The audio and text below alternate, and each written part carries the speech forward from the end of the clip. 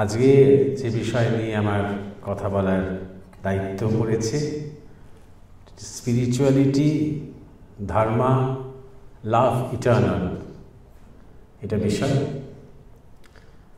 বিষয়টা ইংরেজিতে, কিন্তু বলা হচ্ছে বাংলায়। এতে আমার একটা সুবিধাই হচ্ছে, এই ভারতীয় শব্দগুলোকে ইংরেজি করতে গিয়ে আমরা অনেক বিভ্রাট করে ফেলি। সেই বিভ্রাট নিয়ে আমি একটুখানি নিজেও একটু কথা বলতে চাই। আমি নিজেও কিছু বিভ্রান্তি কাটাতে চাই। আমাকে যদি আপনারা জিজ্ঞাসা করেন যে স্পিরিচুয়ালিটি বলতে কি বোঝো, বলা খুব মুশকিল। এত বছর ধরে স্পিরিচুয়ালিটি কথাটা মুড়ি মুরগির মতন ব্যবহার করে এসেছি, অথচ শব্দটার কি ব্যঞ্জনা আমার কাছে স্পষ্ট এখনো হয়নি। বিশেষ করে ব্যবহারে, অভিধানে কি বলছে সেটা সবাই জানে, বা স্পিরিচুয়ালিটি শব্দের যে ইতিহাসটা সবাই জানে। তো আমরা যখন আমাদের গুরুদেবের কাছাকাছি থেকেছি, খুব যাতায়াত করেছি, তখন স্পিরিচুয়ালিটি শব্দটা বলতে গিয়ে আমরা তার একটা অনুষঙ্গ দিয়েছি, সেলফ রিয়েলাইজেশন। আমি স্পিরিচুয়াল জীবন যাপন করব কেন? কারণ আমি সেলফ রিয়েলাইজেশনের দিকে এগোবো। যদিও সেলফ রিয়েলাইজেশন শব্দটা নিয়ে আমাদের গুরু মহারাজ আমাদের সাথে তর্ক করতেন, বলতেন রিয়েলাইজেশন তো উপলব্ধি তো ইন্দ্রিয় দিয়ে হয়। ইন্দ্রিয় দিয়ে তো ভগবানকে পাওয়া যায় না, ইন্দ্রিয় দিয়ে তো ঈশ্বরকে বোধ করা যায় না। বোধের ইংরেজি কি হবে? মাথা চুল করতাম, চেষ্টা করতাম পারসেপশন বলার। এরকম নানা রকম কনফিউশন চলতো, মানে ইংরেজি সব ভাষাটাকে অনেক দরিদ্র মনে হতো। বোধে বোধ, আত্মসাক্ষাৎকার, কি আত্মজ্ঞান, ব্রহ্মজ্ঞান, এরকম প্রতিশব্দ ঠিক ইংরেজিতে নেই। কারণ এই ভাষাগুলোর ইতিহাসেই তেমন ধর্মের অত ব্যঞ্জনা নেই।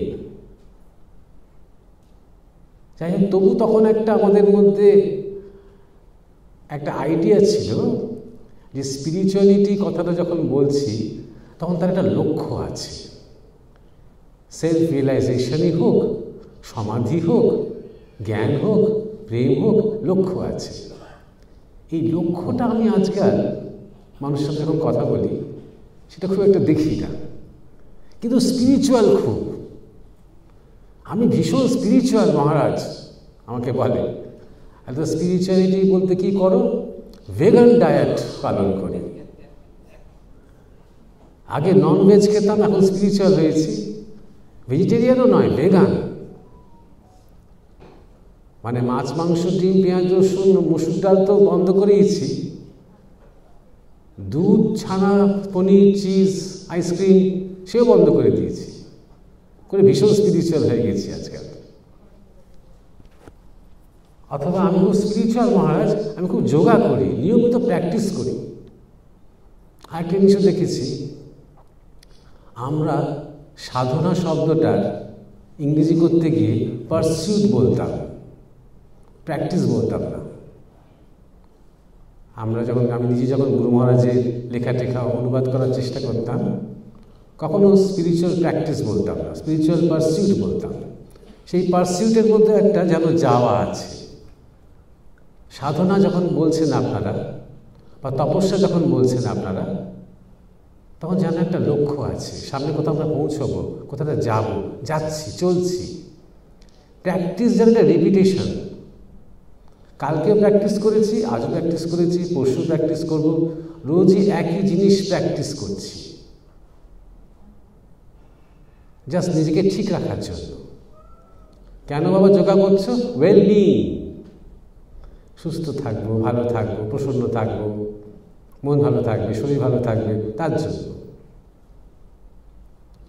অথবা আমি খুব স্পিরিচুয়াল মহারাজ, আমি সব কিছুর সাথে সব কিছুর ইন্টারকানেক্টেডনেস বুঝতে পারছি।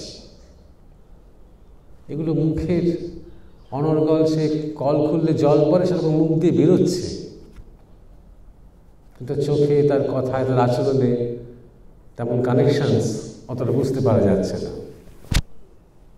তো এইরকম স্পিরিচুয়াল শব্দটা নিয়ে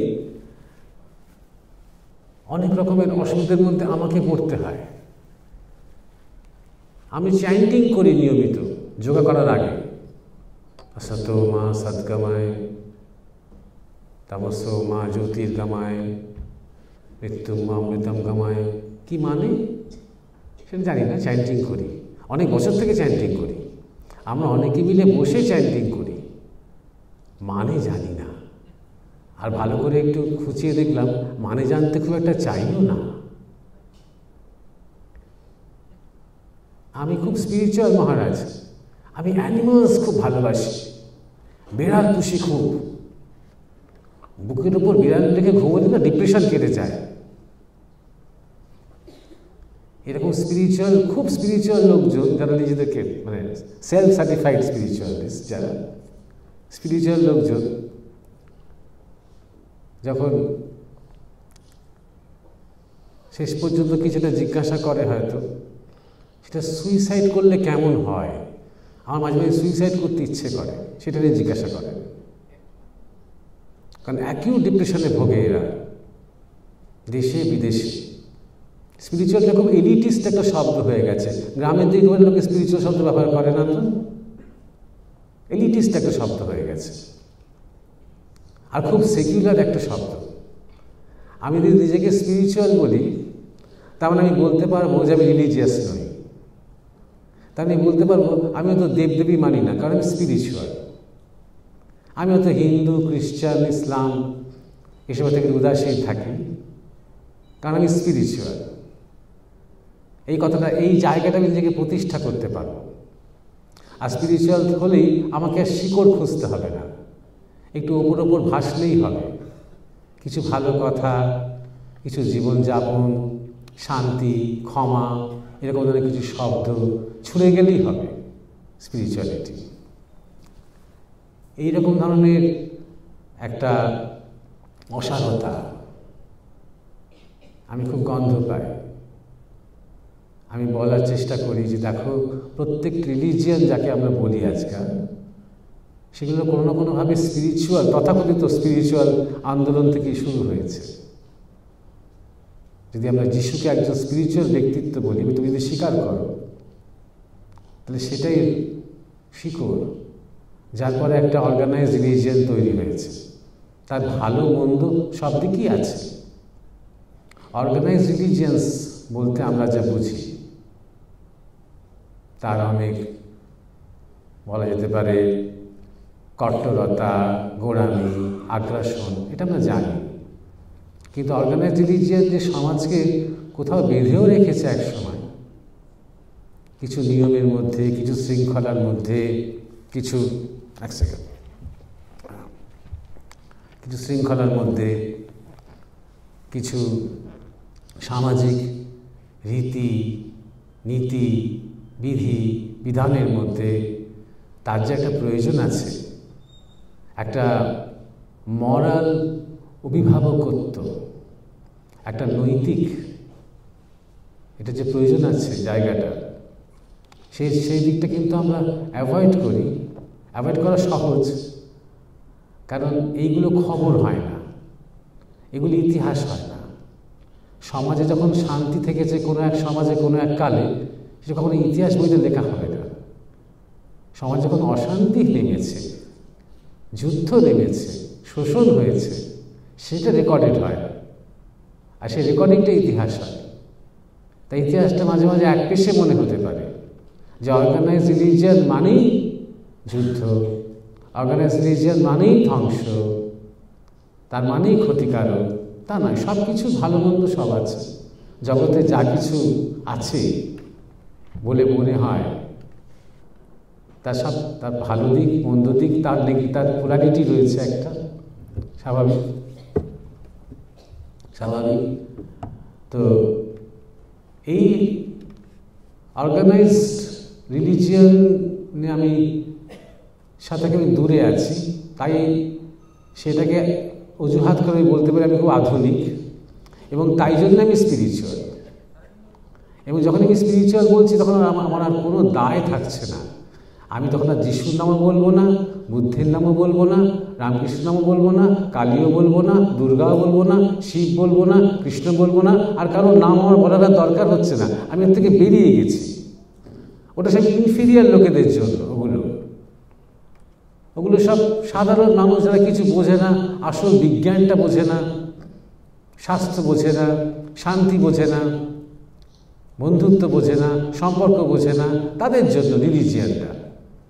আর আমরা যারা একটু বুদ্ধিমান, একটু আধুনিক, একটু অতি আধুনিকতার দিকে যাচ্ছি, আমরা যারা খুব বিজ্ঞান মনস্ক হচ্ছি, আমরা এই একটা ওই ইউনিভার্সাল কানেক্টেডনেস ইত্যাদি ইত্যাদি, ইন্ডিভিজুয়াল আর কালেকটিভ, এরকম ধরনের কিছু শব্দ, লিভিং উইথ দ্য মোমেন্ট, এই মুহূর্তটা নিয়ে পূর্ণভাবে বেঁচে আছি, এরকম একটা এক্সিস্টেন্সিয়াল জীবন, কোনো দায়বদ্ধতা নেই, কোনো মরাল, কোনো নৈতিক দায়বদ্ধতা নেই।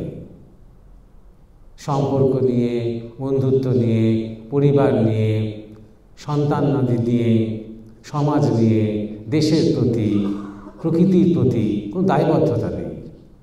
শুধু কিছু ফাঁপা আওয়াজ। কিছু মনে করবেন না, স্পিরিচুয়ালিটির এখনকার যে ব্যবহার শব্দটা, আমি নিজে বহুবার হাজার ব্যবহার করি শব্দটা, এবং আমার মতে সৎ অর্থে, কিন্তু এখন যেভাবে ব্যবহারটা হয়ে দাঁড়িয়েছে, আমার মনে হয় ইংরেজি বলার সময় স্পিরিচুয়ালিটি শব্দটা অ্যাভয়েড করে ধর্ম বা ধার্মিক শব্দটা বলা ভালো। যে স্পিরিচুয়াল বলতে আমরা আসলে একটা ধার্মিক কিছু বলছি। এখন ইংরেজিতে আমরা তাই জন্য ব্যবহারও করছি। ধার্মিক সিভিলাইজেশন, ধার্মিক কালচার, ধার্মিক পার্সন, ধার্মিক পার্সোনালিটি, ধার্মিক লিটারেচার, ধার্মিক আর্ট ব্যবহার করছি, কারণ বলাটা খুব দরকার, কারণ এটা খুব প্রাসঙ্গিকও, বিশেষ করে আমাদের দেশের ক্ষেত্রে। আমাদের দেশের যে সভ্যতা, এটা ধার্মিক সভ্যতা, এটা একটা, এবং তাই জন্য এটা বলা দরকার। এই শব্দটা এইভাবে ব্যবহার করা উচিত। আগেকার দিনে ধরুন যদি আপনারা শরৎচন্দ্র চট্টোপাধ্যায়ের লেখাও যদি পড়েন, আপনারা দেখবেন একজন মানুষকে খুব সহজেই মানুষ ধার্মিক বলতো, যে মানুষটা খুব ধার্মিক, এটা খুব বলতো। এখন কিন্তু শব্দটা আমরা ব্যবহারই করি না। ধার্মিক বললেই যেন সেটা পুজো আজা, মন্দির, এবং সে কি ধার্মিক, যেমন সন্ন্যাসী হতে যাবে নাকি, এরকম ধরনের একটা কটাক্ষ, যেন সবার থেকে একটু আলাদা, যেটা ভিন্নতা তার মধ্যে, যে সেকেলে একটু মধ্যযুগীয়, এরকম একটা আমাদের মানসিকতার মধ্যে এসে গেছে। আগে কিন্তু খুব স্বাভাবিক অর্থে বলা হতো, এবং তার মানে এসে খুব ভালো হিন্দু তা নাও হতে পারে, তার মানে খুব ভালো মুসলমান সে নাও হতে পারে, সেটা ধার্মিক, আ ম্যান অফ প্রিন্সিপালস, যার মধ্যে কিছু মূল্যবোধ রয়েছে, যে কিছু মেনে চলে, সততা, নিষ্ঠা, বন্ধুত্ব, কথা বলে কথা রাখা ইত্যাদি ইত্যাদি, কিছু জীবনে কিছু মূল্যবোধ মেনে চলে, এবং সেটা অকারণে মানে না, মানবে বলে মানে না, শুধু বাবা বলেছে বলে মানে না, তার একটা উদ্দেশ্য রয়েছে। সে জীবনে সততা মতন একটা মূল্যবোধ পালন করে সত্যকে জানার জন্য, তার উদ্দেশ্য রয়েছে। ভক্তি লাভ করার জন্য, কি জ্ঞান লাভ করার জন্য, কিংবা তার যে ন্যাচারাল যে ইভলিউশন, সেই ইভলিউশনে আরও কয়েক পা এগোনোর জন্য। তাই জন্য স্পিরিচুয়ালিটি এই শব্দটা এতটাই মানে একটু অসার হয়ে গেছে মানুষের ব্যবহারের মধ্যে। মানুষ এখন একটা প্রচণ্ড সাইকোলজিক্যাল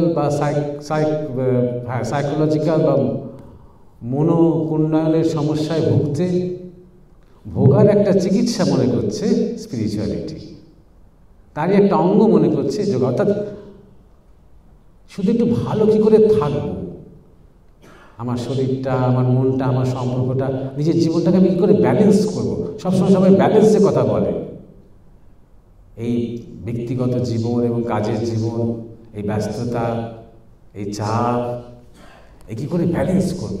কনস্ট্যান্টলি ব্যালেন্সের চিন্তাতে স্পিরিচুয়ালিটি একটা যেন অপশান হয়ে উঠেছে। কিন্তু এটা তো হওয়ার কথা নয়। ধর্ম বা ধার্মিক বলতে আমরা যে সংজ্ঞাটা পাই, একটা চলা, সেই চলাটা হারিয়ে গেলে তো চলবে না। তাই জন্য আমার গুরুদেব স্বামী পরমানন্দ তিনি বলতেন ভার্টিক্যাল মুভমেন্ট অফ লাইফ।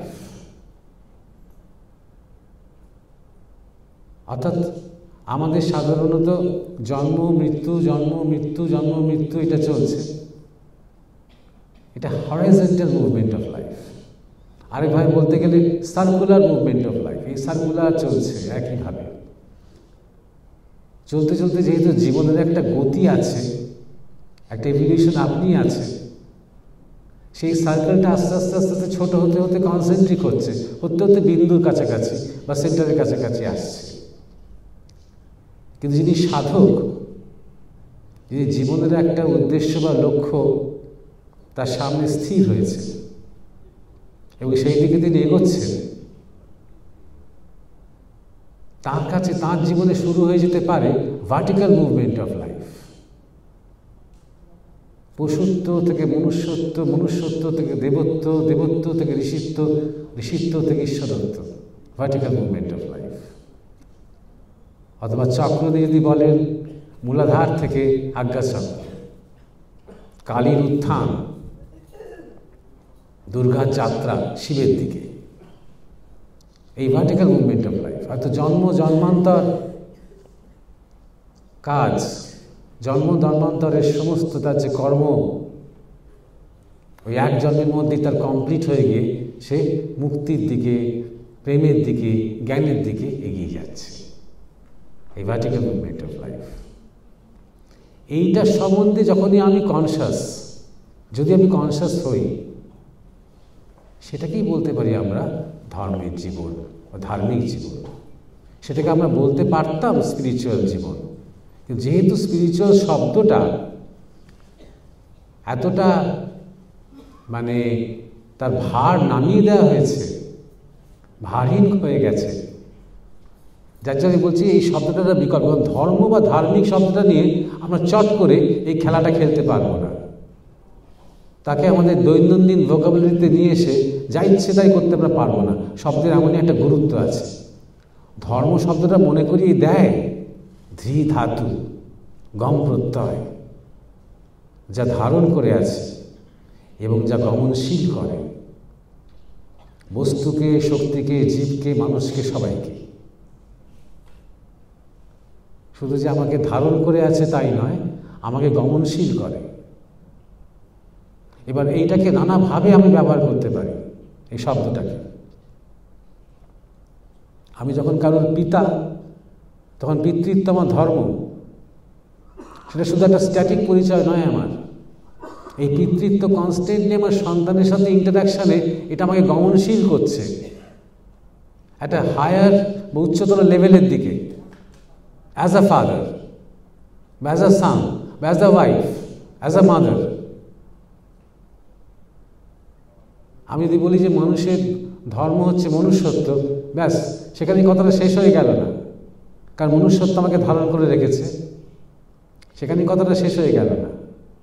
এবার মনুষ্যত্ব থেকে তারপর দেবত্ব, দেবত্ব থেকে তারপর এই কনসেপ্টটা তারপরের মতন প্রশ্নচিহ্ন আছে আমার সামনে, একটা যাওয়া আছে, একটা চলা আছে। আমি যদি বলি যে সমস্ত জীবকে ধারণ করে রেখেছে প্রাণ, তাই প্রাণই ধর্ম, অবশ্যই। কিন্তু মনুষ্য সাধকের কাছে প্রাণ উপাসনা, আমার উপাসনা আমার প্রাণে আসছে কিনা, তবে সেই প্রাণ আমাকে কোথায় নিয়ে যাবে? মহাপ্রাণের দিকে নিয়ে যাবে। তাই জন্যে স্পিরিচুয়াল শব্দটাকে নিয়ে আমরা যেভাবে খেলো করতে পেরেছি, ধর্ম শব্দটাকে নিয়ে, ধার্মিক শব্দটাকে নিয়ে আমরা সেভাবে খেলো করতে পারবো না। তাই জন্য ইংরেজি বলার সময়তেও যদি আমরা এখন এই ধর্ম এবং ধার্মিক শব্দটাকে নিয়ে আসতে পারি, সুবিধে হয়। এই টপিকের মধ্যে আপনারা দেখবেন ইংরেজি টপিকের মধ্যে ধর্ম শব্দটা দেওয়া রয়েছে। এবার হয়তো আপনারা বলবেন যে স্পিরিচুয়াল শব্দটা বা স্পিরিচুয়ালিটি শব্দটার বাংলা হচ্ছে আধ্যাত্মিকতা। সেটাও যদি আমি কাউকে জিজ্ঞাসা করি, সাধারণ মানুষ আমরা যারা আধ্যাত্মিক শব্দটা খুব বলি, কি মানে কথাটা? সবাইকে যে মানে খুঁড়ে খুঁড়ে একটা ডিকশনারি থেকে বলতে হবে তা নয়, কিন্তু কি বলছি তো বুঝতে হবে। আমি যখন বলছি যে অমুক লোকটা আধ্যাত্মিক বা ও আধ্যাত্মিক জীবনযাপন করে বা আমার আধ্যাত্মিক জীবনের দিকে খুব আগ্রহ আছে, তখন তো আমি বুঝতে হবে কি বলছি। না বুঝলে সেই জীবনটা আমি যাপন করছি কী করে, বা আরেকজনকে আমি বিচার করছি কীভাবে? আমাদের গুরুদেব বলতেন, যে বিজ্ঞান বা যে কলার দ্বারা স্বভাবের উত্তরণ হয় তাই অধ্যাত্ম বিজ্ঞান বা অধ্যাত্ম কলা। স্বভাবের উত্তরণ হয়, অর্থাৎ এইখানেই উত্তরণের সম্ভাবনা। পৃথিবীর দিকে যখন আমরা তাকাই, যেভাবে জীব দেহর পরিবর্তন হতে হতে হতে হতে মানুষে পৌঁছেছে, মানুষেরও যে দেহ পরিবর্তন হতে হতে এই জায়গায় এসেছে, এটা এভলিউশন, বিবর্তন। কিন্তু যখন আমরা স্বভাবের কথা বলি তখন বিবর্তনের কথা বলছি না, তখন উদ্বর্তন, এটা আপওয়ার্ড, এটা ফরওয়ার্ড। যে বিবর্তনের কথা হচ্ছিল এটা ফরওয়ার্ড, আর উদ্বর্তন হচ্ছে আর আপওয়ার্ড, ঊর্ধ্বমুখী উদ্বর্তন। সে একই জায়গা। আমাদের আধ্যাত্মিকতার যখন কথা বলছি এইটা মাথায় রাখতে হবে। আধ্যাত্মিক বিজ্ঞান বা আধ্যাত্মিকতা, তার একটা উদ্বর্তন আছে। স্বভাবের উদ্বর্তন কোথায়? সত্তার দিকে, হায়ার ম্যানিফেস্টেশন। শ্রী অরবিন্দ বলছেন সুপারম্যান, সে হায়ার ম্যানিফেস্টেশনের দিকে। একটু আগে আমরা শুনছিলাম পুরুষোত্তম, শ্রেষ্ঠ ম্যানিফেস্টেশন পুরুষোত্তম। সবচেয়ে মানে মানুষের মধ্যে বা প্রকৃতির মধ্যে, প্রকাশের মধ্যে সবচেয়ে উত্তম, সবচেয়ে শ্রেষ্ঠ, অন্তত এই পৃথিবীতে, এই জগতে। এইটাকে মাথায় রেখে আমাদের এই স্পিরিচুয়ালিটি, ধর্ম, এই শব্দগুলোকে একটু বুঝতে হবে। যত শব্দ বুঝব তত আমাদের মনও একটা ঠিকানা পাবে যে এক্স্যাক্টলি আমার কি করণীয়। কিছু সামান্য কিছু রিচুয়ালস করছি বলে, কিছু শব্দ ব্যবহার করছি, কর্ম, শরণাগতি, ধর্ম, তাই জন্য আমি স্পিরিচুয়াল হয়ে গেলাম, তা না করে আমি যে জীবনটা যাপন করছি সেই যাপনকে বারবার বারবার প্রশ্ন করবে, যদি আমার কাছে শব্দটা ঠিক মতন ভেদ হয়। এবার যে কথাটায় আসছে সেটা হচ্ছে লাভ ইটারনাল। লাভ ইটারনাল নিয়ে খুব সুন্দর আমরা অরিন্দম চক্রবর্তী মহাশয়ের কাছে শুনলাম। লাভ ইটারনাল। এমনি দেখুন, মাঝে মাঝে আমরা মজার একটা ব্যাপার দেখি যে ঠিক যেমন বয়সের সাথে সাথে আমাদের শরীর পাল্টায়। একটা বয়স আসে যখন একটা ছেলে বা মেয়ে আরেকটা মেয়ের প্রতি, অপরের প্রতি একটা আকর্ষণ তৈরি হয়, আসবেই সেটা আমরা সে নিজের সম্বন্ধে সচেতন হয়। অর্থাৎ একটা সময় যখন ছেলে বুঝতে পারে যে আমি পুরুষ, একটা মেয়ের মনে হয়, একটা উদয় হয় আমি নারী, আর তখন থেকে তার একটা আকর্ষণ তৈরি হয় অপরজনের প্রতি। একটা সময় আসেই এটা। সে আবার থাকবে না, একদিন আবার সব জন্মাবে, বা পৃথিবীতে আরেকটা বাচ্চা, সে একদিন বড় হবে, আবার তার ওই বয়সটা হবে, আবার তার ওই একই অনুভূতি শুরু হবে, আকর্ষণ শুরু হবে। এই আকর্ষণটাই অরিন্দম চক্রবর্তী মহাশয় বলছেন, এই আকর্ষণটাই হচ্ছে এই যে প্রেমের কথা আমরা বলছি তার সূত্রপাত। তো স্থান, কাল, পাত্র অতিক্রম করে এটা কিন্তু রয়েছে। হনুমানের বাচ্চা হবে, সেই মাটাকে মেরে ফেলার চেষ্টা করবে সর্দার, মাটা পালাবে বাচ্চাটাকে নিয়ে, তার মাতৃত্ব। কেউ তাকে শেখায়নি মাতৃত্ব নিয়ে, সে মাতৃত্ব নিয়ে কোনো ট্রেনিংও পায়নি তার মায়ের কাছ থেকে। এটাকে আমরা বলি জীবনের ধর্ম। তাহলে দেখুন, এই যে স্নেহ, ভালোবাসা, প্রেম, এটা মৃত্যুঞ্জয়। এর কিন্তু কোনো মৃত্যু নেই। আমরা চোখের সামনে যে খুব স্থূল উদাহরণটা দিচ্ছি আমি এখানে, খুব স্থূল, আরো সূক্ষ্মতার দিকে আস্তে আস্তে বলতে বলতে আমরা এগোবো। একটা বাঘ বা বাঘিনী যত যত্ন করে তার দাঁত দিয়ে তার বাচ্চাগুলোকে ধরে ছুটছে, হয়তো কোনো হাতি তাকে তাড়া করেছে বা সিংহ তাড়া করেছে, অন্য সময় হলে লড়তো, কিন্তু বাচ্চাগুলো আছে বলে লড়বে না, বাঁচাবে বাচ্চাগুলোকে, পালাচ্ছে, ছুটছে। এত ধারালো ধারালো সেই দাঁত, যে কোনো স্কিন কেটে ঢুকে যাবে, কিন্তু এত যত্ন করে 5টা 6টা বাচ্চাকে ধরে রয়েছে, একটা আঁচড়ও পড়ছে না। একে বলে বৈষ্ণবী মায়া, মোহিনী মায়া। এটা সেই বাঘিনীর আবিষ্কার করা মাতৃত্ব নয়। এই মাতৃত্ব, এই বৈষ্ণবী, এই পালনী শক্তি প্রকৃতির মধ্যেই রয়েছে। বাচ্চাগুলো এত শরণাগত, তাদের কেন্দ্র করে তাদের মায়ের মধ্যে সেটা জেগে উঠেছে। তাই আমাদের যখন আমাদের যে ফেজের মধ্যে আমরা যাই, আমাদের মধ্যে প্রকৃতির সেই শক্তি জেগে ওঠে। এমন নয় যে আমরা কেউ শক্তিটাকে তৈরি করলাম। আমরা অনেকটা সেই ফোনের মতন, ফোন যখনই নেটওয়ার্ক এরিয়া এসে গেল তখন নেটওয়ার্কটা ধরে ফেললো।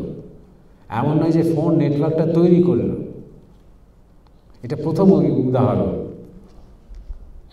যে লাভ বলুন, যে কোনোভাবেই লাভ বলুন, আকর্ষণী বলুন, স্নেহ বলুন, প্রীতি বলুন, বন্ধুত্ব বলুন, সম্পর্ক বলুন, মাতৃত্ব বলুন, মধুর ভাব বলুন, বাৎসল্য ভাব বলুন, সখ্য ভাব বলুন, যে কোনোভাবেই বলুন না কেন, নিহিত আমাদের শরীর, আমাদের জীবন যখন যেটার জন্য প্রস্তুত হয়েছে, ক্ষেত্র তৈরি হয়েছে, তখন সেটাকে ক্যাচ করতে আরম্ভ করছে। এটা প্রথম কথা। দ্বিতীয় কথা, এইগুলো আমাদের, আবার বলছি, আমার গুরু মহারাজের কাছ থেকে এগুলো শেখা, এগুলো গুরুমুখী শিক্ষা।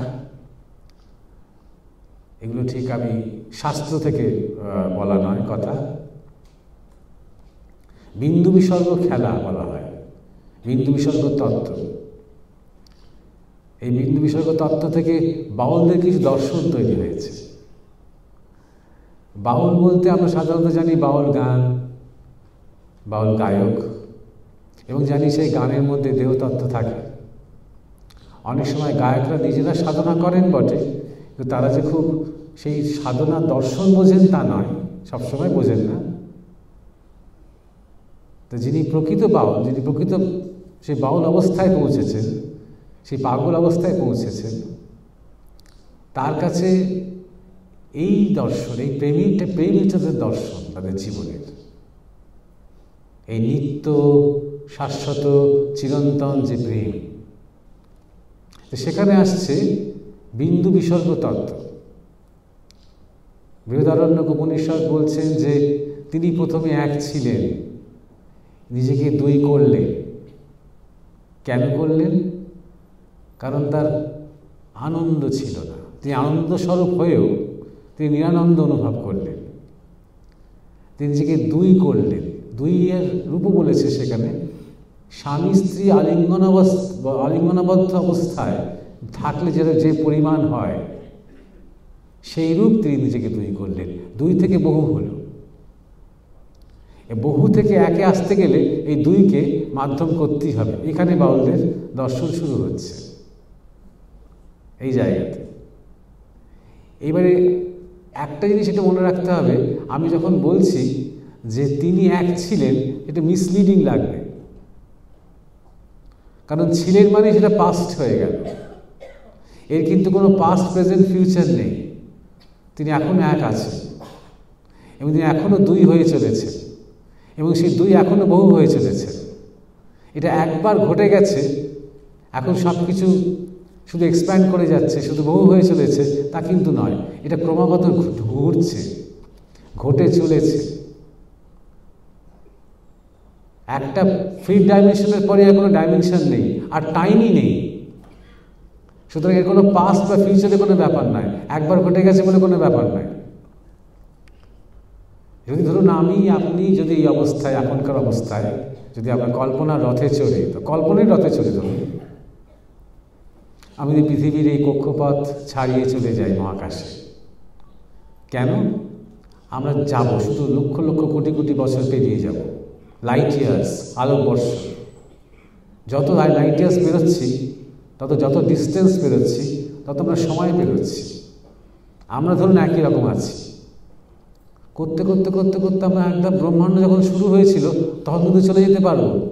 আমরা কিন্তু একই রকম আছি, তার মানে সেটা এখনো তো হচ্ছে। থিওরিটিক্যালি বলছি, এখন তো আমাদের ব্যাপারটা তো ঘটছে, এককালে ঘটে গেছিল তা তো নয়। এরকম আণবিক স্তরে এবং বিভু স্তরে, অর্থাৎ মাইক্রো লেভেলে এবং ম্যাক্রো লেভেলে ঘটেই চলেছে, ক্রমাগত নিত্য নিত্য সৃষ্টি হয়েই চলেছে। তিনি ক্রমাগত নিজেকে এক থেকে দুই এবং দুই থেকে বহু করেই চলেছে।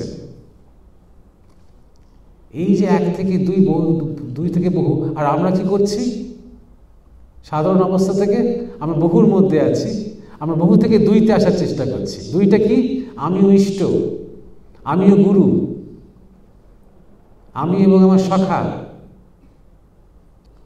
আমি এবং আমার উদ্দেশ্য, দুইতে আসার চেষ্টা করছি। দুই থেকে কি হবে? একে যাব বলে, এই দুই থেকে অদ্বৈতে যাব বলে। এই যে এক থেকে দুই, দুই থেকে বহু, আবার বহু থেকে দুই, দুই থেকে এক, এই যে কনস্ট্যান্ট টানা পড়ে, এটাকেই বলা হয় আপনার বিন্দু বিসর্গের খেলা বা বিন্দু বিসর্গের তত্ত্ব। বাউলরা একে বলছেন রস ও রতির খেলা। এখানে রস হচ্ছেন বা রসতত্ত্ব হচ্ছেন সাক্ষাৎ শ্রীকৃষ্ণ এবং রতিতত্ত্ব হচ্ছেন শ্রী রাধিকা। কামতত্ত্ব বা রসতত্ত্ব হচ্ছেন শ্রীকৃষ্ণ এবং মদন তত্ত্ব বা রতিতত্ত্ব হচ্ছেন শ্রী রাধিকা। এই যে একটু আগে বলছিলাম ভার্টিক্যাল জার্নি অফ লাইফ, এই যে কুণ্ডলী, রাধিকার যে অভিসার, রাতের অন্ধকারে তিনি প্রদীপ হাতে চলছেন কৃষ্ণের খোঁজে, এই যে অভিসার, এটাই শক্তির যাত্রা নিম্ন থেকে উচ্চতার দিকে। তিনি সবসময় যান। আপনারা কখনো দেখবেন না যে শ্রীকৃষ্ণ কখনো খুঁজতে আসছেন রাধার কাছে, রাধাকে। তিনি ঠিক জানেন না রাধা কোথায়, তেমন নয়। তিনি কুঞ্জে আসছেন, তিনি জানেন রাধা কোথায়, এক্স্যাক্টলি জানেন এবং সেখানে পৌঁছবেন। রাধা কিন্তু জানেন না, কৃষ্ণ বাঁশি বাজাতে বাজাতে কোথায় হারিয়ে গেছেন ও কোথায় খেলে বেড়াচ্ছেন তিনি জানেন না, তিনি খুঁজছেন। ঠিক যেমন আমরা খুঁজছি, স্বভাব খুঁজছি। এই যে চলা, এই বিন্দু বিসর্গ তত্ত্ব, এই এক থেকে দুই, দুই থেকে বহু, আর বহু থেকে দুই, দুই থেকে এক, এই যে খেলাটা, এইটা হচ্ছে রতি এবং রসের খেলা। কারণ রস, রতিকে আশ্রয় করলেই রসোল্লাস হয়। তার আগে জগতে সব কিছুই রস। উপনিষদ বলছেন রস বৈষ। যা কিছু আমরা করি, আমরা যখন খাচ্ছি, আমরা রস পাই বলে খাচ্ছি, শুধু ক্ষুধার জন্য খাচ্ছি না। ক্ষুধার মধ্যে খাওয়াটাও বা ক্ষুধা পাওয়াটারও একটা রস আছে। দেখবেন আমাদের খিদে পেতে ভালো লাগে, কারণ খিদে পেলে আমরা খাবো, খিদের মধ্যে টেস্ট বেশি, তাই খিদে পেতে ভালো লাগে। রস, ঘুমানোর মধ্যেও রস আছে। প্রত্যেকটা যা কিছু আমরা করছি, হয়তো কারোর উপর রেগে গেছি, রেগে গিয়ে হয়তো তার নামে খুব গালমন্দ করছি, তারও একটা রস আছে, নাহলে করতাম না। যেটা নিরস লাগে সেটা আমরা করি না। যা কিছু করি রস আছে বলেই করি। সব কিছুতে রস, কিন্তু আমাদের এই রসটা কি? রসাভাস। মানে সেই কৃষ্ণের যে রস, সেই যে পূর্ণ রস, তার একটা সামান্য আভাস মাত্র এটা। আবার এই রস দিতে গিয়ে, যেমন ধরুন ঠাকুর রামকৃষ্ণ জিলিপি খেতে খুব ভালোবাসতেন, অতিরিক্ত খেয়ে ফেলতেন, করে আমাশা হয়ে যেত, রসবিকার। ঠাকুরের ক্ষেত্রে মজা করে বলছি, এটা আমাদের সবারই হয়। আমরা রস দিতে গিয়ে, ওই জন্য ঠাকুর বলছে রস যেন বসে থাকে, নালে আমাশা, নালে বিকার। রসবিকার হয়ে গেলে কি হবে? শক্তি হানি হবে, শক্তি ক্ষয় হবে। তাহলে রস যখন তার রতি পেয়ে যায়, রতি কি দিয়ে তৈরি হয়? মতি থেকে তৈরি হয়। সে বাউলের গান আছে, মতিরে গৌরাঙ্গে বিয়ে দে না। অর্থাৎ মতিকে, আমরা বলি তোর মতি গতি ভালো নয়, অর্থাৎ মতিকে এই বাহ্যিক টাকা পয়সার সাথে বিয়ে না দিয়ে গৌরাঙ্গে বিয়ে দে। গৌরাঙ্গের যে প্রেম, গৌরাঙ্গের যে আনন্দ, তার সাথে গৌরাঙ্গকে মিলিয়ে দে, তার মতিকে। তো যখন আমাদের মতি তৈরি হয়, যখন আমাদের সমর্থ হই, তখন আমরা সেই রস ধারণ করতে পারি, তখন আমরা রতি হয়ে উঠি।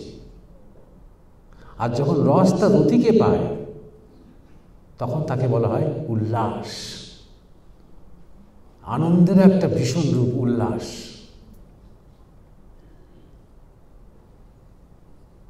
শব্দের খুব সুন্দর ব্যঞ্জন আছে বাউলের কাছে। ভালোবাসা শব্দটাকে বাউল বলেন ভাবে ভরা যে ভাষা, তাকে ভালোবাসা বাউল বলেন। ভাবে ভরা যে ভাষা, ভালোবাসা। তাহলে আনন্দের একটা স্ট্যাটিক রূপ আছে, যেমন গভীর সমুদ্রের মতো। আবার সেই গভীর সমুদ্রে যখন ঢেউ ওঠে, তখন সেটা উল্লাস। আর ঢেউ তো কখন ওঠে? যখন উল্টো দিক থেকে আরেকটা কারেন্ট আসে, তখন দুটো দিকে দুমুখী কারেন্ট, দুমুখী স্রোত যখন মুখোমুখি ধাক্কাধাক্কি হয়, তখন ঢেউ ওঠে। তাই তিনি আনন্দ স্বরূপ হয়েও তার আনন্দের আস্বাদন ছিল না বা নেই, তাই তিনি নিজেকে দ্বিধা করলেন, নিজেকে তুই করলেন। তাহলে আনন্দ স্বরূপ হয়েও তিনি নিজের স্বভাবকে শক্তি করলেন, তিনি নিজেই নিজেকে খুঁজবেন বলে। এই রস যখন তার রতিকে পেয়ে যায়, তখন তিনি রসিক। তাই শ্রীকৃষ্ণকে বলা হয় রসরাজ বা রসিক। আর এটা শুধু শ্রীকৃষ্ণ রাধার ক্ষেত্রে নয়, এটা আপনার আমার প্রত্যেকের মধ্যে এই সম্ভাবনাটা রয়েছে। প্রত্যেকের মধ্যে একটা ডাইমেনশনে প্রত্যেকের মধ্যে বিদ্যমান বলেই আমরা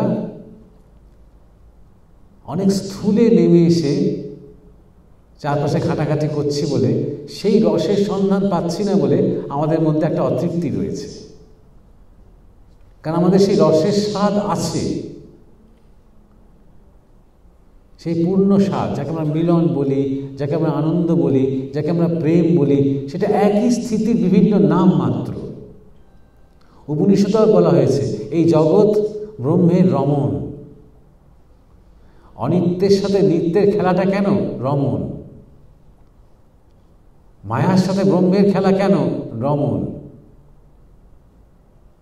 রমণ মানেই সেখানে একটা ইন্টারকানেকশন, একটা সবসময় একটা দেওয়া নেওয়া, একটা চলা আছে, একটা আবিষ্কার আছে, একটা আনন্দ আছে।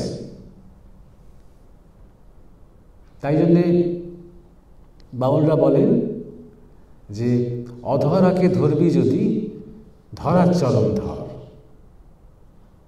অধরাকে ধরবি যদি ধরার চরণ ধর। ব্রহ্মই বলুন, নিরাকারই বলুন, সত্তাই বলুন, স্বরূপই বলুন, সেটা তো ধরা যায় না। চিন্তা দিয়েও ধরা যায় না, বুদ্ধি দিয়েও ধরা যায় না, কল্পনা দিয়েও ধরা যায় না, সাহিত্য দিয়েও ধরা যায় না, কবিতা দিয়েও ধরা যায় না। কাকে ধরা যায়? যাকে আমি ধরতে পারি, একদম হাতে করে ধরতে পারি, অন্তত চোখ দিয়ে ধরতে পারি, কান দিয়ে ধরতে পারি, শ্রুতির মাধ্যমে, দৃষ্টির মাধ্যমে, স্পর্শের মাধ্যমে। তাহলে যে অধরাকে আমি পাইনি বা যে অধরাকে কল্পনা করা যায় না, তেমনই একটা অধরাকে ধরার মতন কে আছেন? রামকৃষ্ণ আছেন, বা চৈতন্যদেব আছেন, বা নিজ নিজ গুরু রয়েছে। বাউলের ক্ষেত্রে সেখানে হয়তো তার সাধন সঙ্গী রয়েছে কোনো কোনো বাউলের ক্ষেত্রে। এখানেও এই প্রকৃতিকে তারা দুভাবে ভেবেছে, যে হয় জননীভাবে আশ্রিত হও, প্রকৃতির আশ্রয় নাও জননীভাবে, না হলে প্রকৃতির আশ্রয় নাও রমণীভাবে।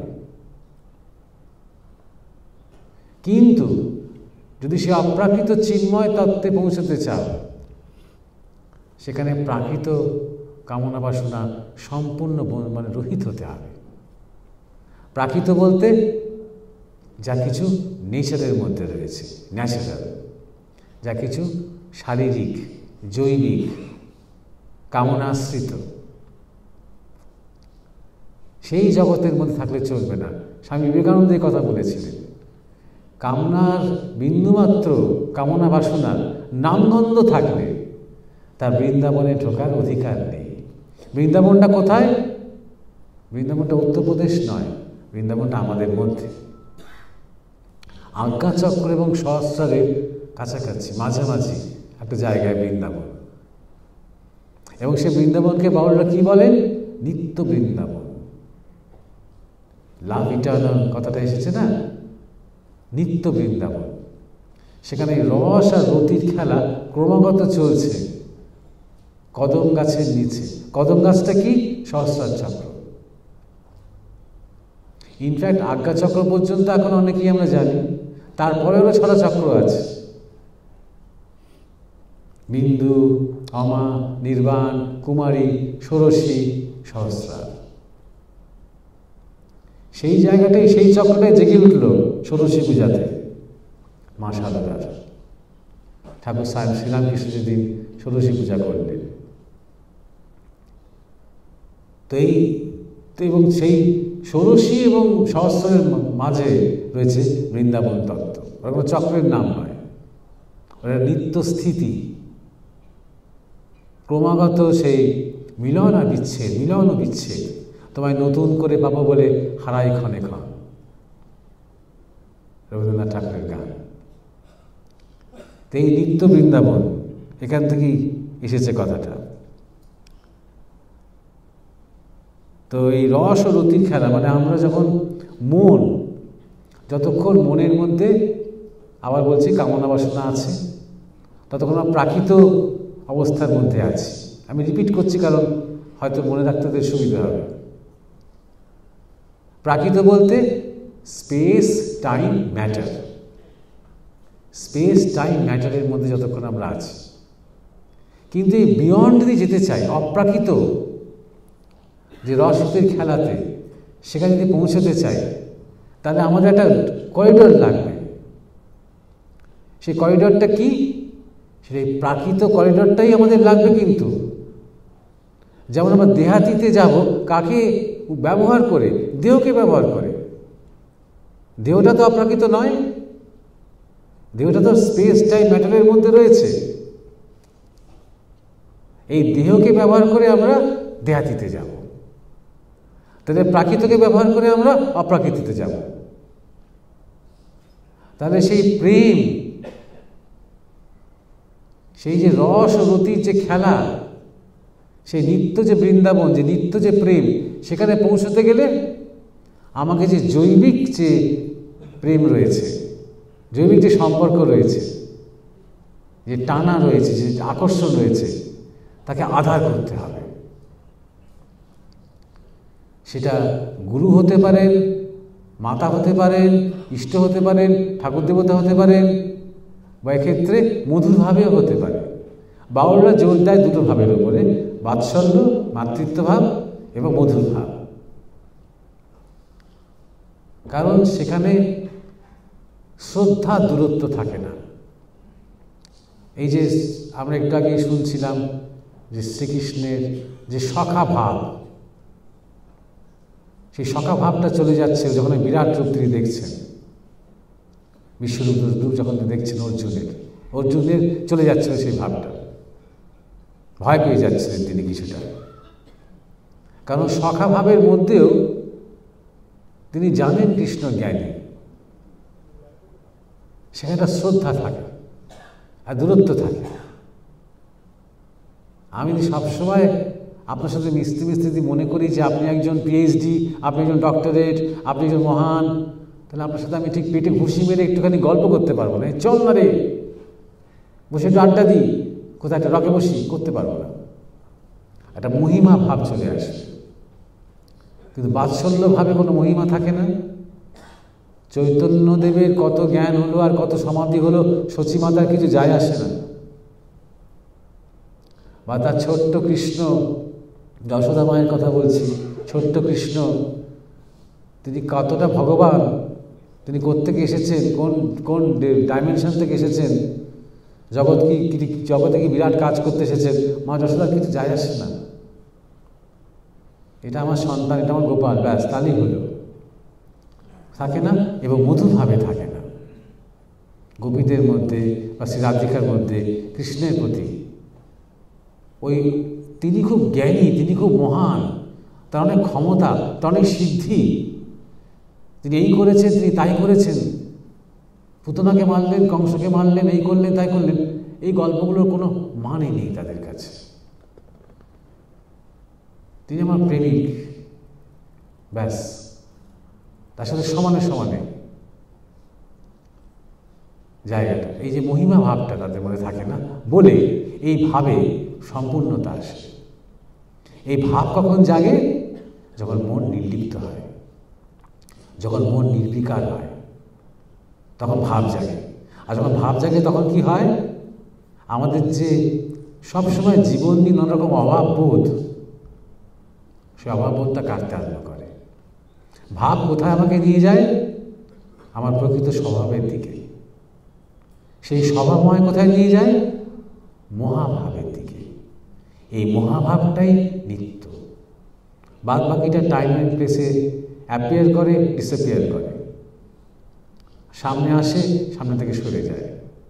কিন্তু যে মহাভাব, এই যে প্রদান এবং গ্রহণ, রস করছে প্রদান, রতিক হচ্ছে গ্রহণ, এবং শক্তিমান এবং শক্তি, এই জায়গাটা নিত্য। এই জায়গাটা টাচ করার জন্য আমাদের যত অধ্যাবসায়, আমার যত চেষ্টা, আমার যত প্রয়াস, আমাদের যত চলা, টেম্পোরাল লাভকে আধার করেই সেই ইটারনাল লাভের দিকে যাওয়া, সেখান থেকেই খোঁজাটা আরম্ভ করা। প্রত্যেকটা সম্পর্কের মধ্যেই সেই ইটারনালিটির পোটেনশিয়ালটা রয়েছে, সেই ইটারনালিটির সম্ভাবনাটা রয়েছে, সেই নিত্যতা, সেই চিরন্তনতা, সবসময় সেটাকে খুঁজে যাওয়া রয়েছে বলেই সেটা আকাঙ্ক্ষাটা আমাদের মধ্যে রয়েছে। আমরা সবাই মুখে বলতে পারি বা নাই পারি, অতটা বুদ্ধি দিয়ে বুঝি বা না বুঝি, আমরা সবাই একটা নিত্য প্রেম, একটা নিত্য শান্তি, একটা নিত্য চৈতন্য, নিত্য বিশ্রাম, একটা নিত্য আনন্দ, একটা কোথাটা খুঁজছি। কেন খুঁজছি? আছি আমরা। এটা ঠিক স্মৃতি নয়, আমরা জানি আমরা তাই, খুব অবচেতনে জানি, খুব গভীরে জানি আমরা তাই। শুধু অর্থহীন একটা বেঁচেছি, আবার মরবো, ভয় ভয় বাঁচবো, ঠিক জীবনটা এইটুকুই নয়। এই জ্ঞানটা আছে বলেই আমাদের চলার একটা খিদে আছে।